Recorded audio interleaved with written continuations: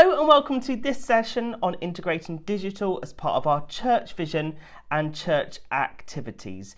So last year, so many churches across the UK and around the world hosted church online, broadcasting their services to a local and international audience.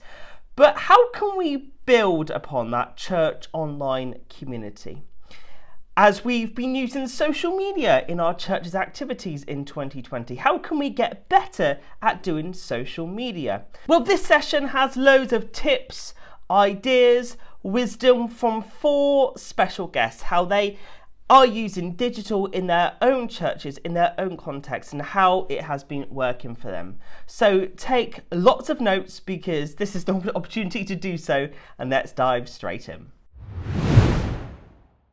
Yeah, so I'm the online pastor at a church in Southern California called Saddleback Church. And I have been the online pastor for 8+ years, been doing online ministry for almost 10, started part-time at my church because it wasn't something that immediately made sense, but we kind of moved into it slowly. You know, pre-COVID, the way it really worked was we kind of saw it as a 2 parts. We saw it as a way to reach new people and then kind of assimilate or connect those people to our local locations or a partner church that we were aware of in another area. Or it was a way to start micro locations anywhere. So kind of locationless kind of churches kind of concept where you can, start building an audience online and then connect them to nearby people, which I spent a lot of my time as a online pastor connecting them to people near them, which it's really easy. If a bunch of people in a room, there's things we do naturally.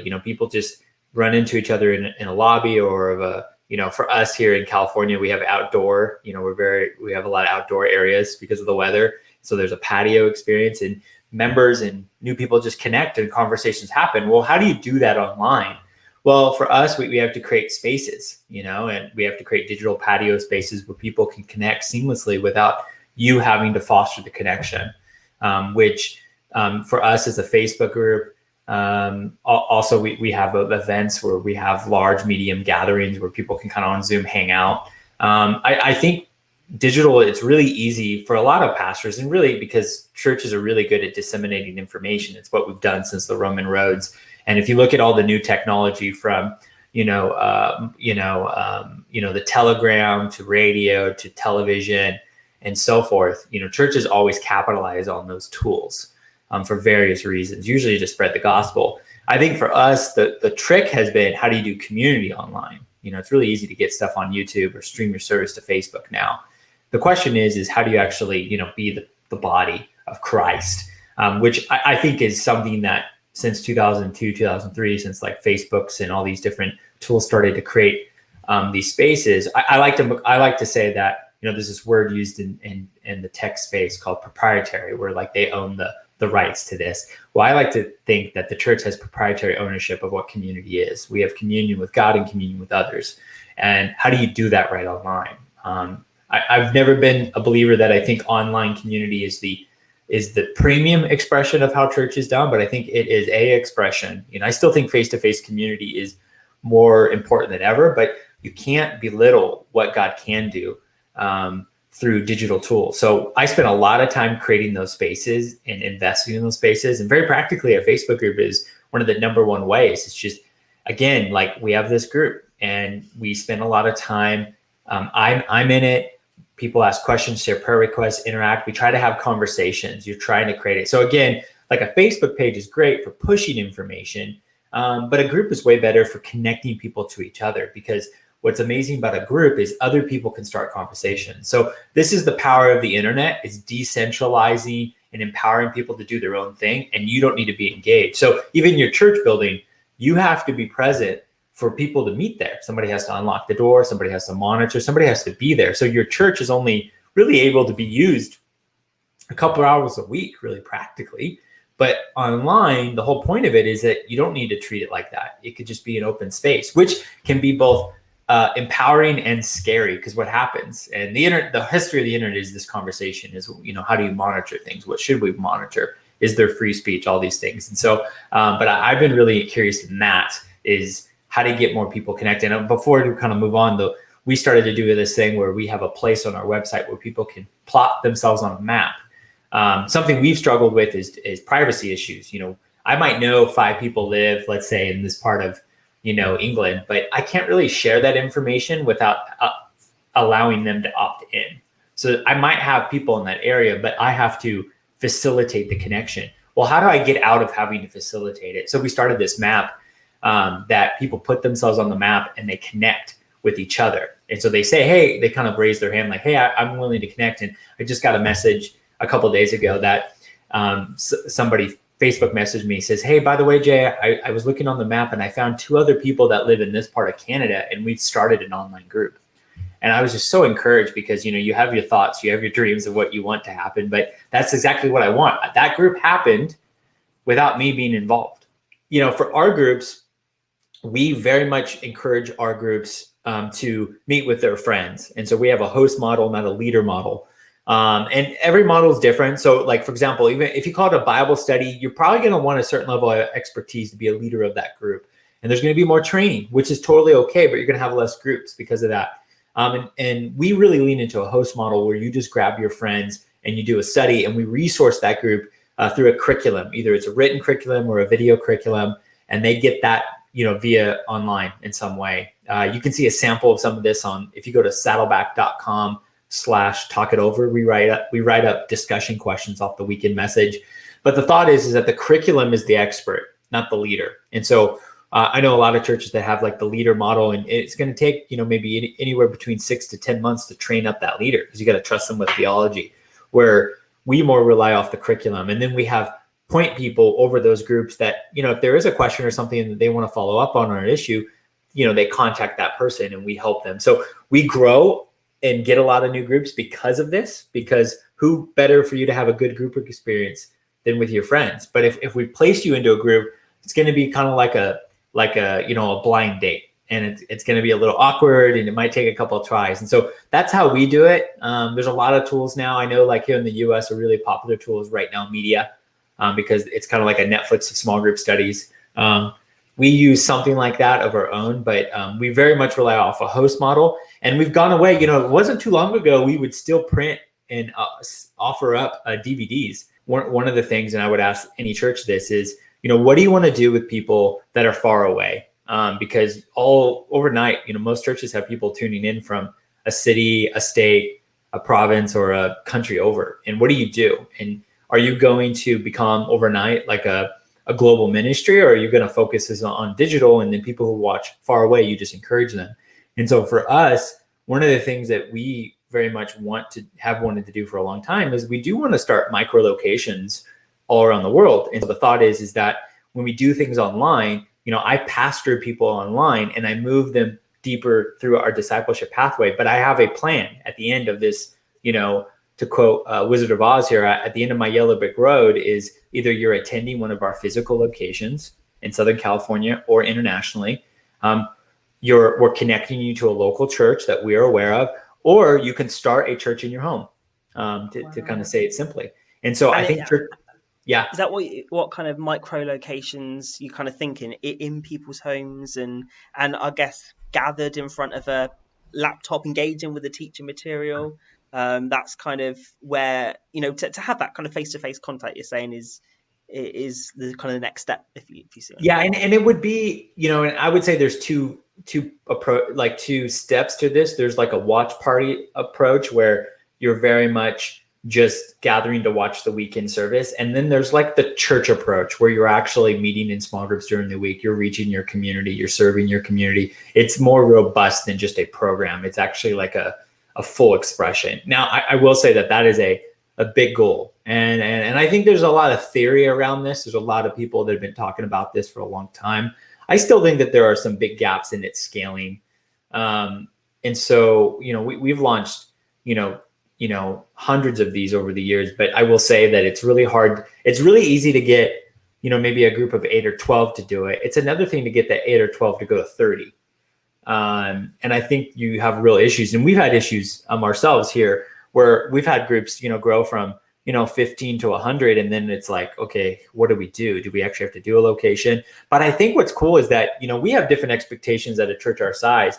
I do think that there are young leaders in the church that are coming out of seminary that could solve this, because here's the deal, like our church and most churches that are established, you have thoughts about how church is supposed to be. And it's hard to kind of shift or pivot, because that's what it is. It's like, that's why it was impossible for like a Blockbuster to, here in the US to turn into a Netflix. It just wasn't there in their DNA. It's way easier to just start fresh. And I think there are going to be more younger people who are growing up right now or in seminary that aren't going to go, you know what, for me to be a pastor of a church, I don't need to sign a lease or get a building.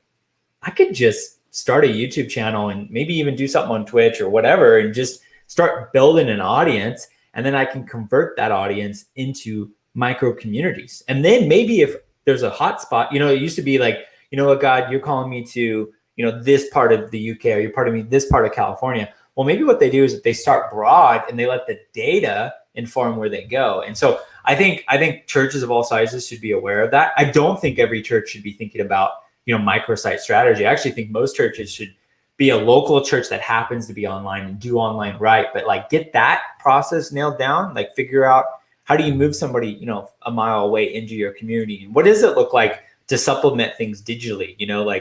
There are three audiences to online, primarily. There are new people, there are members, and then there are faraway watchers. New people are really easy. If they're new and they live local, get them connected to your physical church. If they're members, here's the deal. Coming out of COVID, yes, people are Zoom fatigued and there's all these issues, but people want digital experiences moving forward. Even the people that give and attend. Now, they might want to they're still going to attend in person, but when they're sick or something's going on, or it's been a crazy week, they're going to want to, instead of having to get, jump on, on a train or something to come there or drive down, they're going to want to just like watch it. And you're going to have to think through how to provide healthy experiences for your members who are plugged in locally. That's a huge underutilized. People just think once we can meet again, they're just going to be filled. The rooms are going to be filled. That's not true. And even those who want to be in the room, there's going to be real reasons why they can't attend, and you can engage them in real time. So new people, members, and then last is the faraway watcher, or the distant watcher, the person who's watching far away. And you got to figure out, like, why are you doing those? What does the assimilation look like? So faraway watcher, what do you do with somebody? Well, if you don't have a microsite strategy, how do we plug people into churches? Or how much of our process digitally can they engage? So maybe they can watch, maybe they can join a group, but let's say if your church has membership, they can't be a member. We have membership online, but maybe your church doesn't. Like, I know for some denominations, communion is a big deal, so we don't want to do that. Or we do. You got to figure out in your own, your own process, methodology, catechism, whatever's important to you. You gotta wrestle through those questions. And a lot of times, I feel like a lot of times people get put over online. One of the first things I always encourage people is, like, you got to get in a room with your senior leaders, your deacon board, your elder board, whatever you want to call it. You got to ask them these big questions. What do you want to do with somebody who stayed over? How much of it can they engage? Do we want to just focus on local? These are the things, and this is not a one size fit all thing. There's a lot of ways to crack this. The same way as there are hundreds of different platforms for people to connect. There are platforms like Telegram and WhatsApp that most American users have no idea what they are because we don't use it.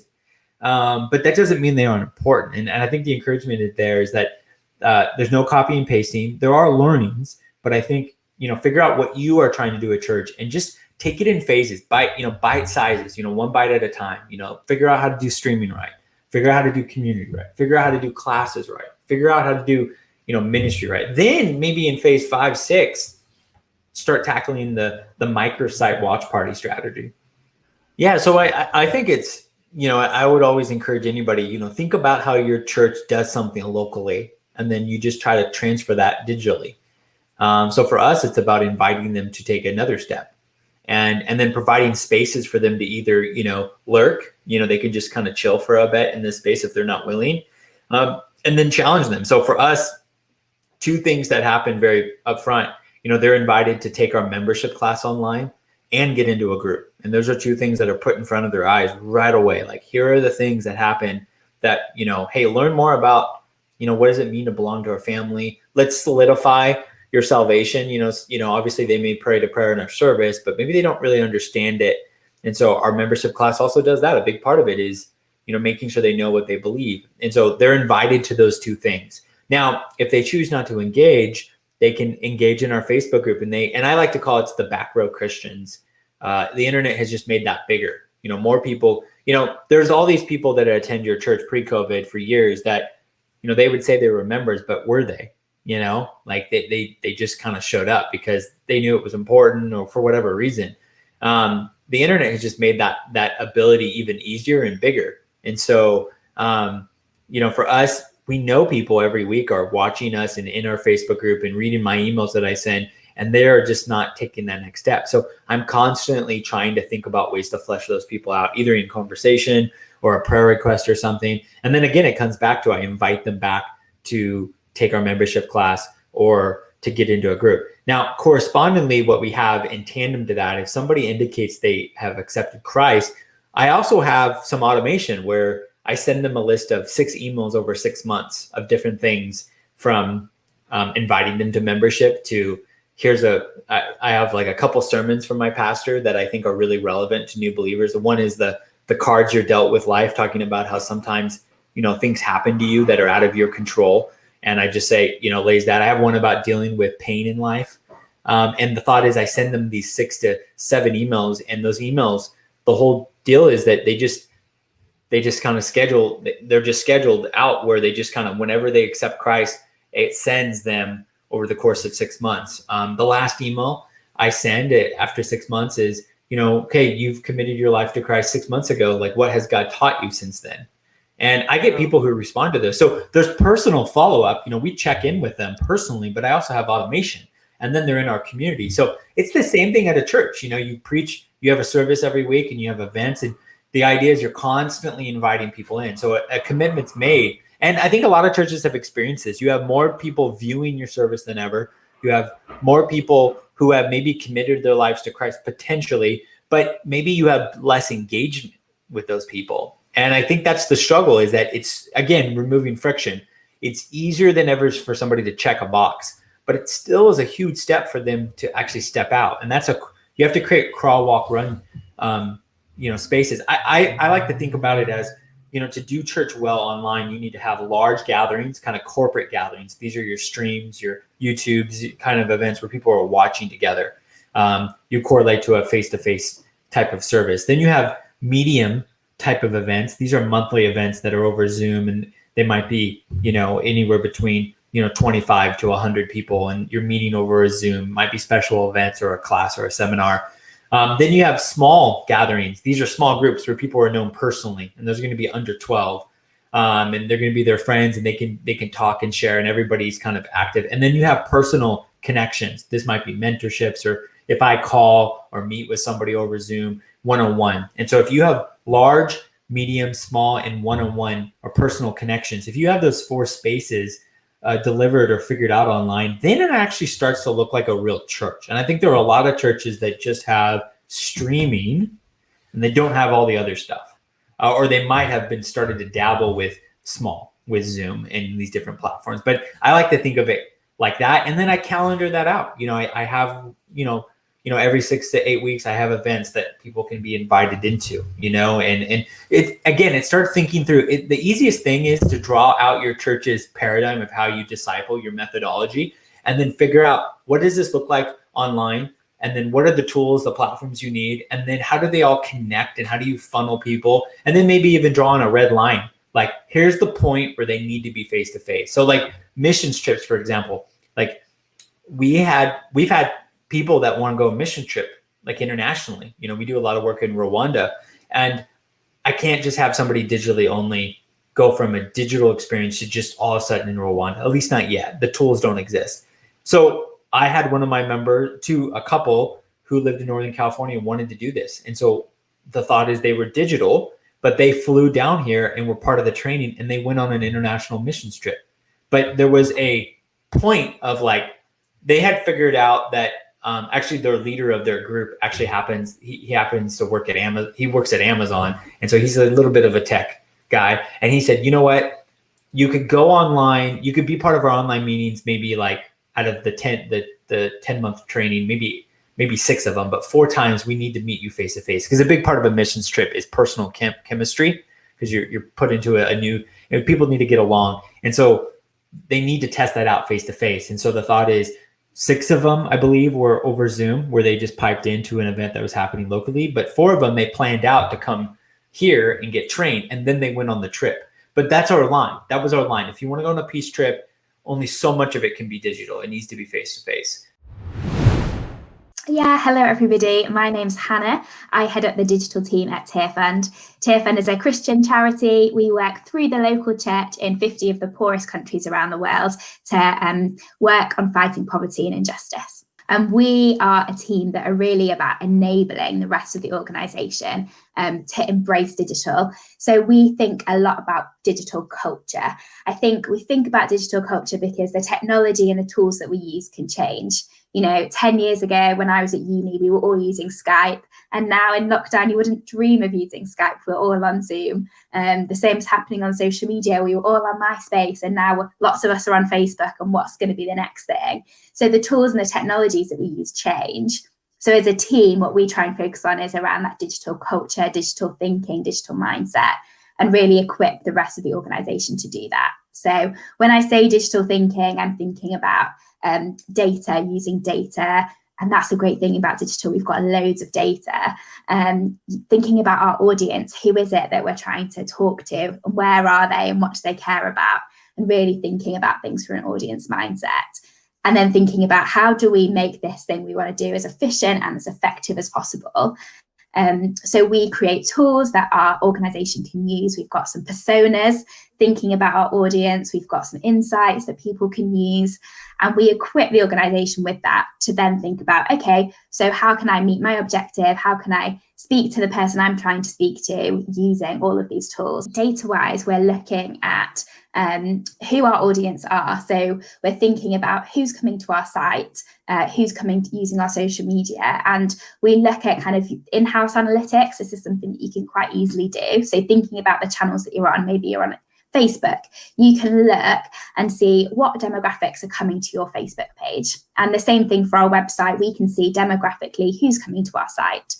Also, you might know because people tell you, you might be in a Zoom coffee or in your small group, and somebody might tell you what they've seen on your website or on your Facebook page or wherever it might be. And so you're collecting kind of this information all the time.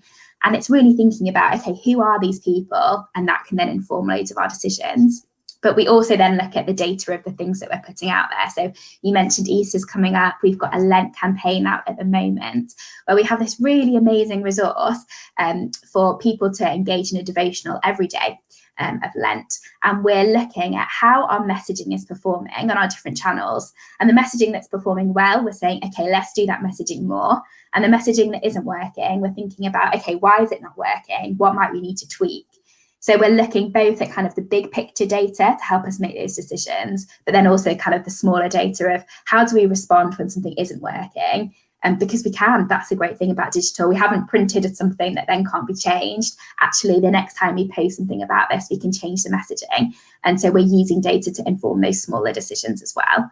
And our personas that you mentioned, they were also informed by data. We kind of took that kind of stats that I'm talking about, but we also did some interviews and looked at who was engaging with our site, who did we want to engage with our site, and then thinking about who those people are.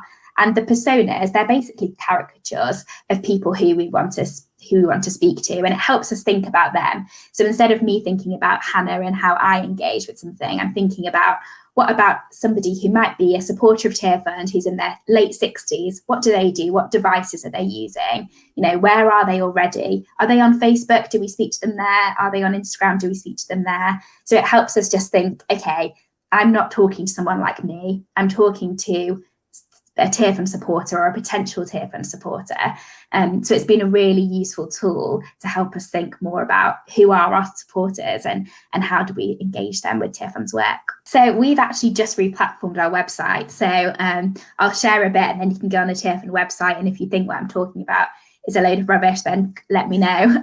But this is how we've done it, and I'd really recommend it. We're seeing some great results.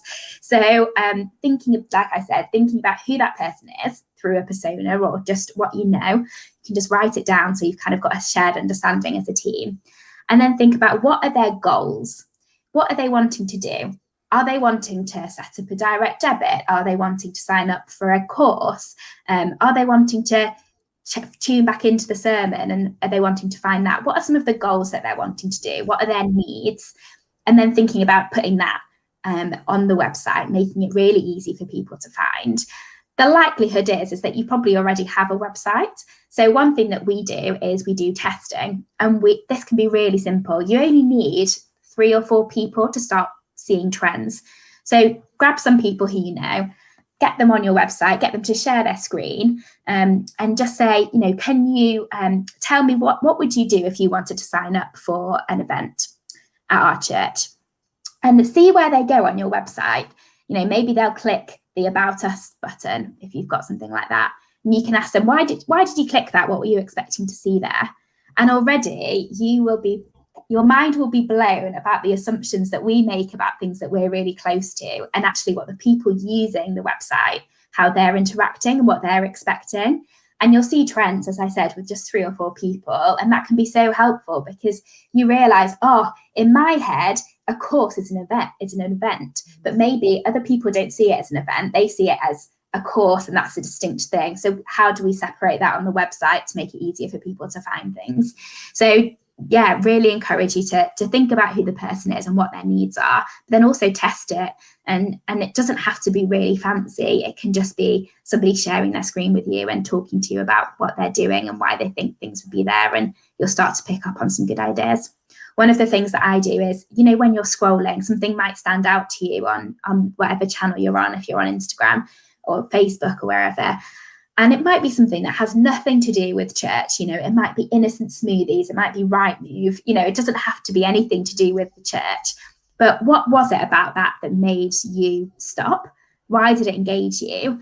And you probably aren't going to copy them like for like, but it might then trigger something that when you start to think about your campaigns, you think, that was cool because it did this. Maybe it invoked a particular emotion, or perhaps it made you look at something in a different way. And then thinking about, okay, what can I do on my channel that's related to the thing I'm talking about that takes inspiration from that? And it might end up looking quite different, but it's a really good trigger. So we often bring things into the room that we like, that's inspired us, looking at what other people are doing, thinking about new ideas and talking about them, and collaborating with each other, and then testing them out, and then going from there and building the campaign. And one thing I'd say is that, you don't want your offline marketing to be different from your online marketing. So I think this is really important in a church space. You don't want somebody to come into your church on a Sunday and have a great time and think, I'm going to go and get involved. And then they look online and they see a church that has your name, but it doesn't really look like what they saw on the Sunday.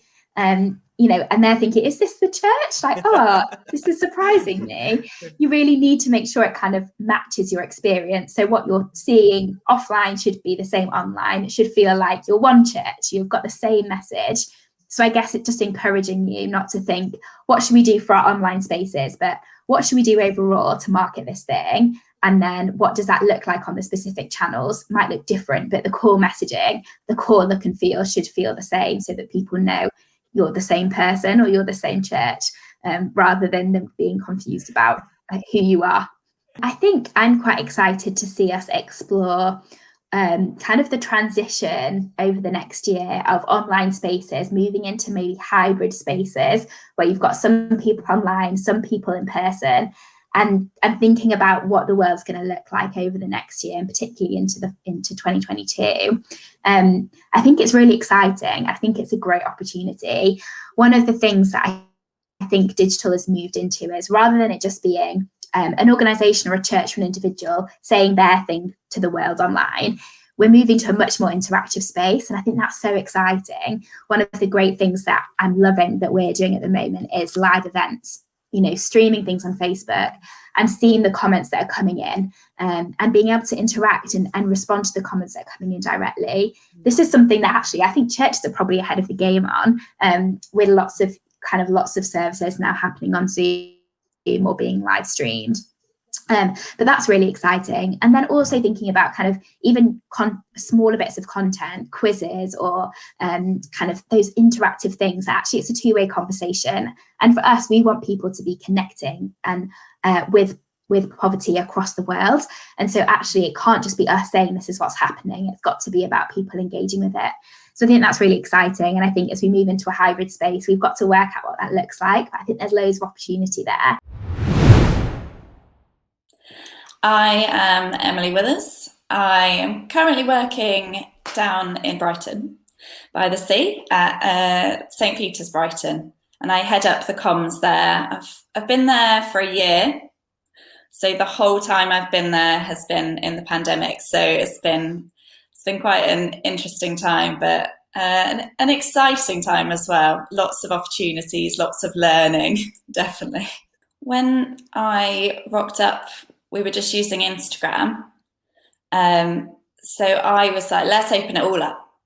There was a Twitter account and a Facebook account, but they were fairly dormant. So I was like, let's crack those open. We went into lockdown a couple of weeks after I started. So my boss actually had been quite keen for a newsletter for a while, and it was like the time. Like, right, let's start a newsletter. We no longer have physical service sheets. How are people going to get their information? And we've got a website, but we're actually working on a new one as well, like behind the scenes. So excited to launch that. And then we've got our physical channels as well, like physical banners outside the church. And we've got some flyers as well that we sometimes post out with hampers and bits and bobs. And we've got our weekly church online, which we've had for nearly a year now, like probably most churches in the UK.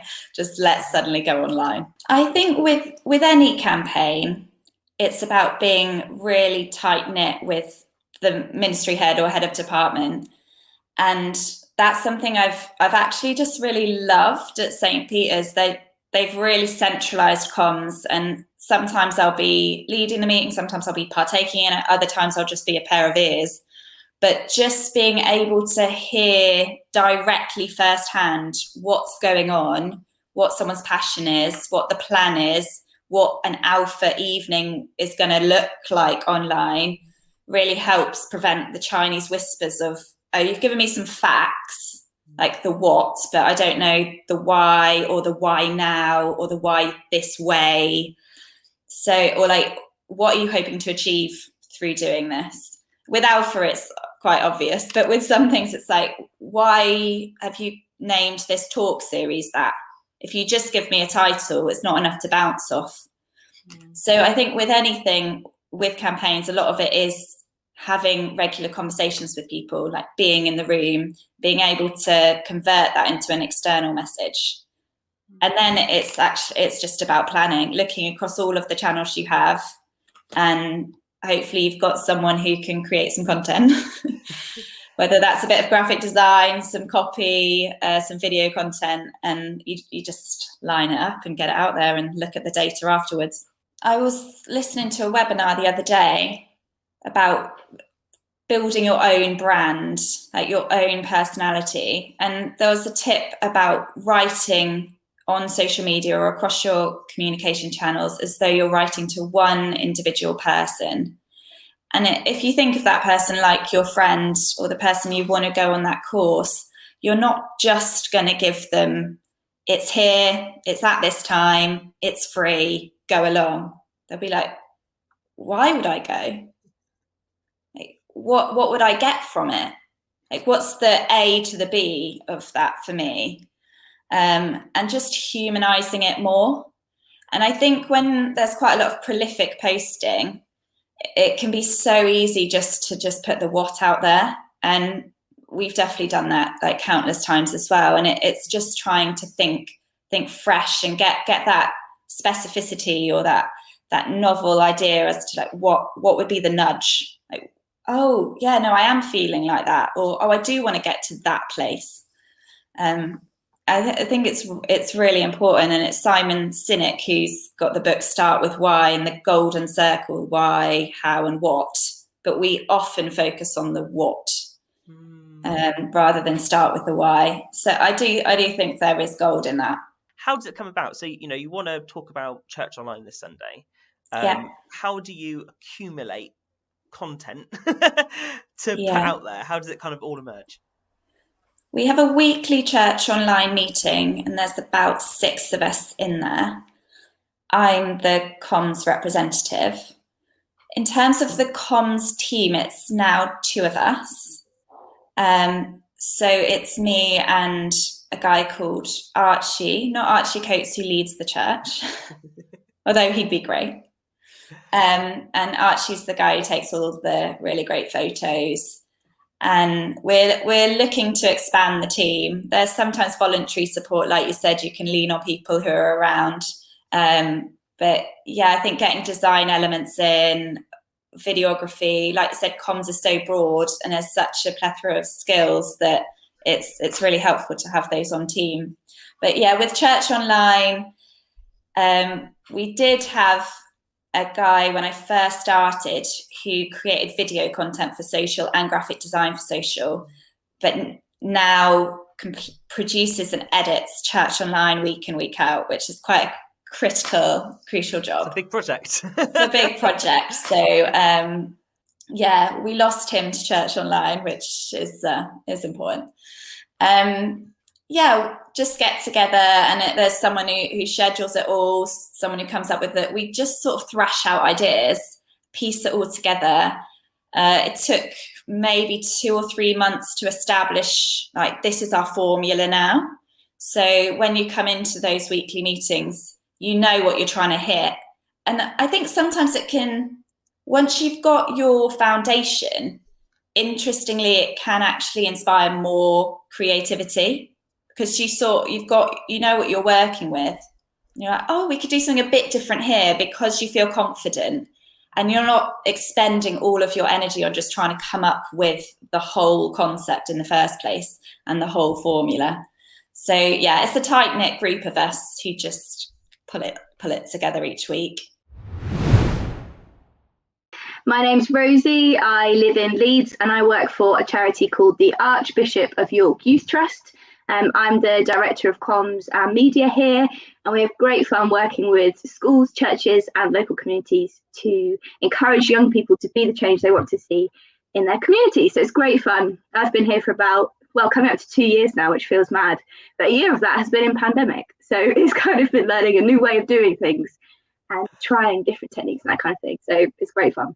There's a team of 3 of us at the moment. So there's me, and then we've got a digital creative lead who does all the website stuff and also our online product.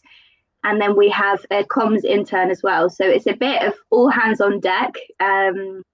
We do a lot of script writing in normal days. Before COVID, we did a lot of events and PR stuff and that kind of thing. That was more script writing. It was more kind of media facing. But now it's all digital for us. So it's very different. We get through we just get through by just everyone giving it a go, and even if it's not our specific remit, we just kind of give it a go and see how it works and whatnot. But yes, I've kind of managed to bring the wider team on to comms a little bit more as well. So people are now using Microsoft Teams to communicate internally, which is fab. And we've got lots of stuff going on social. So yeah, it's not just us 3, it's a wider team as well. So we use a variety of different platforms for different things. So we use social for lots of our campaigns, but for that, because our primary stakeholder is teachers or school staff, and they aren't on Facebook for work normally. They're on Facebook for like catching up with their friends. So we don't use Facebook to target those stakeholders, because we know that they're not on there for work. So we use Twitter and a bit of Instagram, because teachers are using Instagram a little bit more for work now as well. So that's kind of where we put our energy in terms of social. And then we do a lot of stuff on our website as well, and media facing stuff. We still do a lot of press releases and charity media. I'm actually this week, we're running a fundraising campaign, and I'm in the middle of promoting that, which is getting a lot of media traction, which is fab. My main point to start with would be that you can't do it on your own. Even if you're the biggest digital whiz there is, and you know everything there is to know about the digital world, you can't do it on your own. So get someone alongside you, even if they're not as much of a digital whiz as you are. Just get someone alongside you to help you do it, because it could get to the point where you're feeling a bit burnt out by it because there's so much to do. So get someone alongside you so you're not doing it on your own. And then from there, what I find really helpful is creating a bit of a bank of ideas of stuff to post, like you say. So whether it's you do it digitally or on one of those digital mood boards or whatever you do it, just create some ideas of what kind of things to post. So I'm going to be praying for these kind of people this week, or the people that live in this area, or tagging into wider stories in your denomination maybe, or just in the world that's going on, stuff that your church and you are passionate about, that you can start sharing as well. So it's not just you creating all the content, but you sharing other people's content as well. But I think the main thing is it's so easy to get disheartened by other people's stats and other people's engagements and things. And there are so many amazing churches doing some great things, and they are getting millions and so many views and so much interaction on all their stuff.